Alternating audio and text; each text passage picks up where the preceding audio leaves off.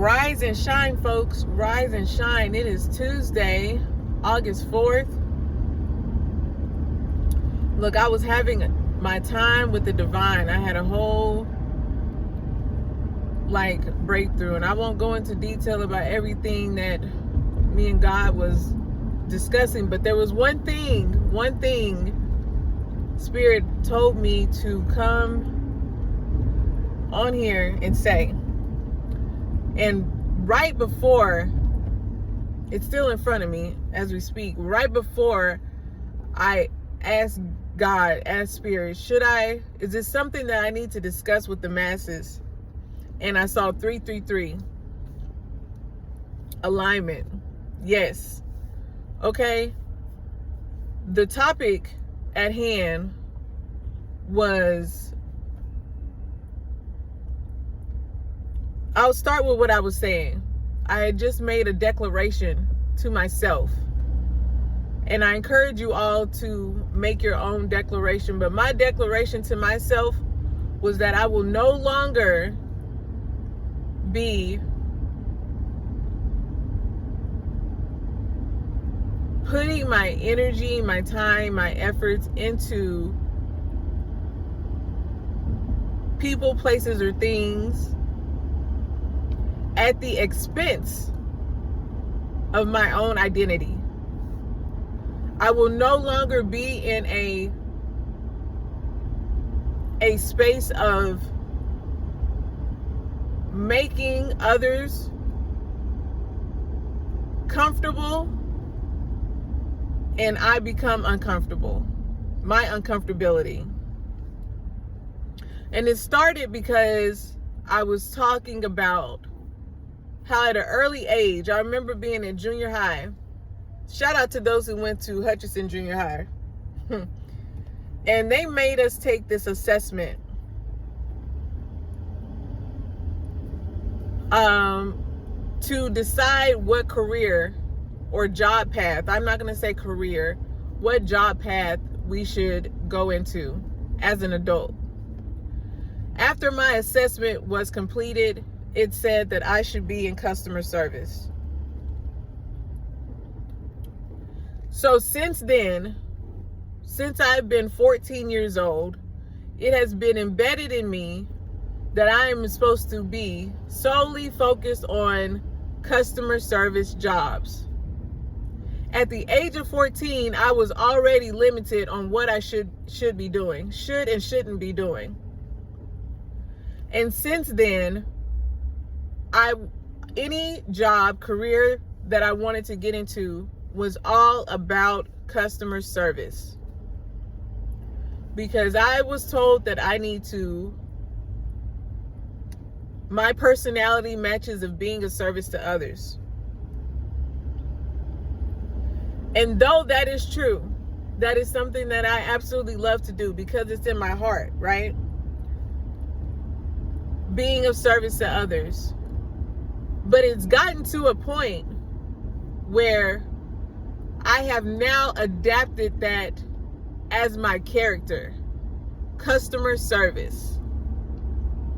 I am a customer service person. Everything I do in my life is regarding customer service. Whether that customer be a family, be a friend, be a work, co-workers, be a stranger, my life has been surrounded by being customer service friendly, always being kind, kill people with kindness,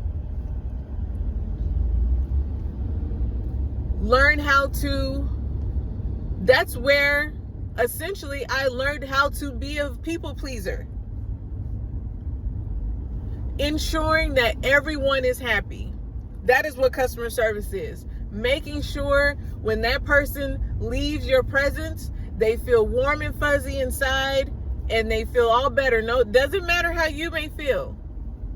Make sure that that person, once they leave your presence, that they are satisfied and they want to keep coming back.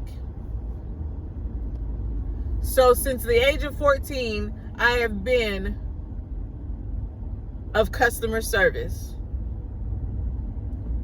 God told me no more. I can still be and perform in that 28. Thank you, Spirit. I can still be of service to others, but not at the expense of my own identity. And I don't know who this is for.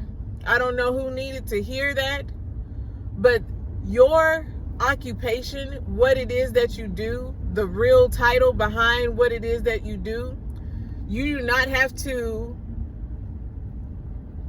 it is not a requirement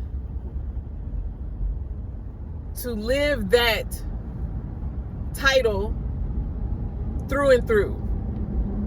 To go to work and do that job and then come home and you're still doing that same job. That customer service tag never comes off. You're always in the state of mind of having to be what it is somebody told you that you have to be. Think about caregivers. Some of us were told early on, oh, you'd be a great doctor, you'd be a great nurse. I don't know. But because of that, you're a caregiver. You caregive everywhere. You're a caregiver for your family. Anytime somebody's sick or needs something, guess who they're calling? You're having to be a caregiver through and through. To work, home, everything. Do anybody understand how exhausting that can be, having to have a skill set, but having to live that skill set in your personal life, having to live it in your personal life and having to live it in your job. There's no breaks. There's no breaks. And if I feel that most of us, our daily occupation has become so embodied in us that it has altered your true identity to the point you may have feel like you've lost yourself. You don't even know who you are behind what it is that you do. If someone was to ask you, who are you?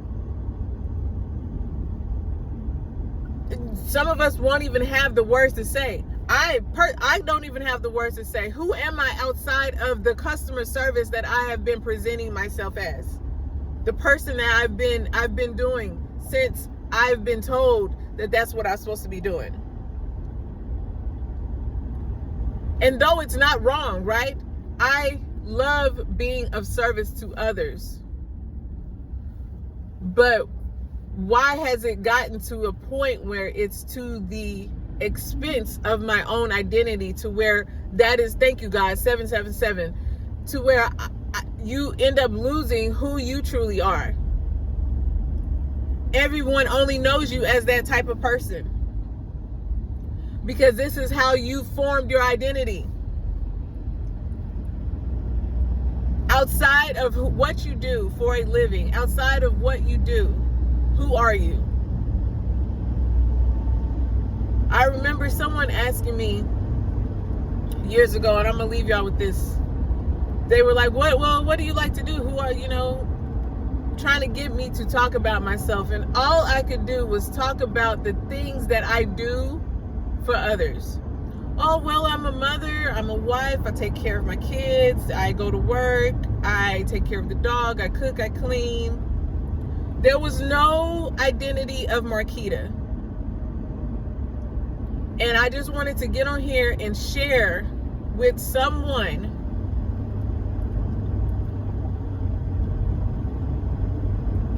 that if you are in a space where you're asking and questioning yourself, who are you? Please question yourself. Question it. It's okay to ask. If you're okay with your occupation being also your identity, that is fine. But a rapper is not just a rapper. You understand what I'm saying?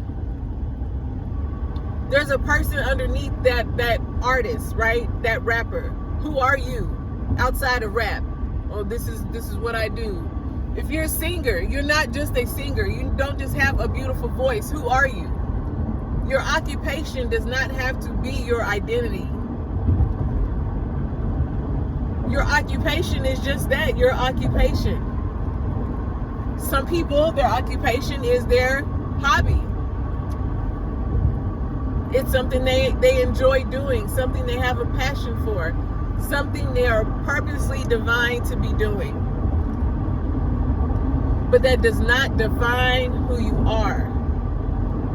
Who are you?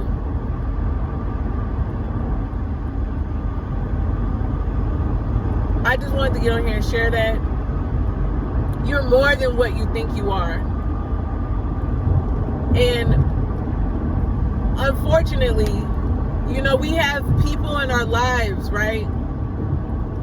We have people in our lives who mean well. They mean well. They love, they care for you. But they will also do harm because they will tell you that you shouldn't be doing certain things.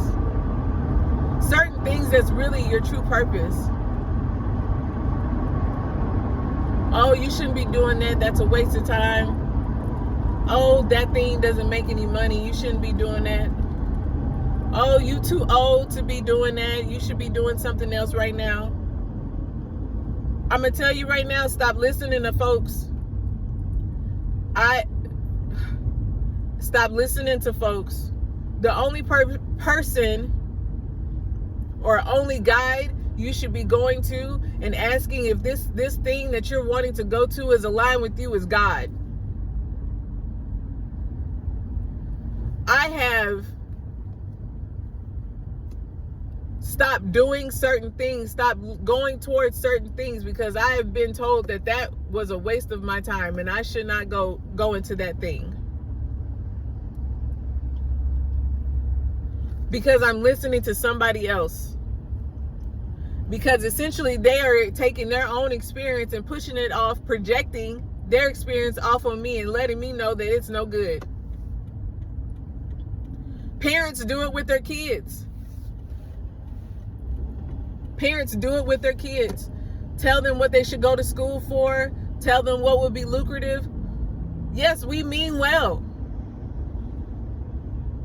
We mean well. We want our kids to succeed. But who are we to tell them what their divine purpose is? We don't know what God has in line for them. If it is not harming them, what is the issue?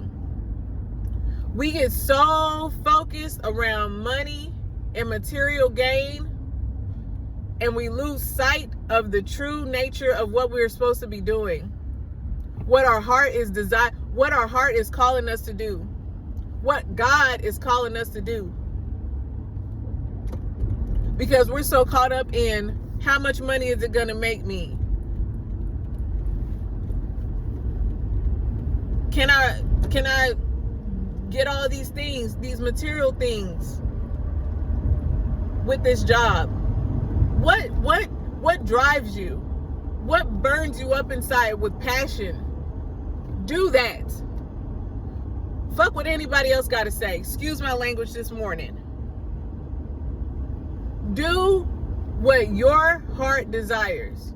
If it is not harming you, if it's allowing you to grow and expand and to learn, do it. Stop listening to people who are not in your shoes. Everybody has their own destiny, their own path that they should be going on. Nobody is here to be telling somebody else what they should and should not be doing. If it's not causing you no harm, and if it's elevating you and it's putting purpose in your spirit and making you feel worthy, do it. Do it. I wanted to go to school and do hair. I remember I wanted to go. I was like, well, maybe I should get a license. I shouldn't be doing that. It really ain't no money in that. Who are you in school? You know what I'm saying? The things that we tell people, and then we listen to them thinking that, yes, they mean well, but they are causing more harm than good. Because they're not in your shoes, and they're not living your life, and they don't know what passions and purpose that God has placed on your heart. Start connecting with the Most High, y'all. Start connecting with the Most High for the guidance on what you should be doing in your life, and stop. Just because somebody may be a family member, a loved one, a spouse, doesn't mean they're always right. Even if they have good intentions, it does not mean that they're right. That's all I want to say. Y'all have a most amazing Tuesday. I didn't put on no makeup today and I look a mess, but it's okay. We're going to move and groove it to today. We're going to get through today. I hope you have a most amazing day today. I hope today is productive. Stay glowing and growing. I'll talk to y'all later. Peace.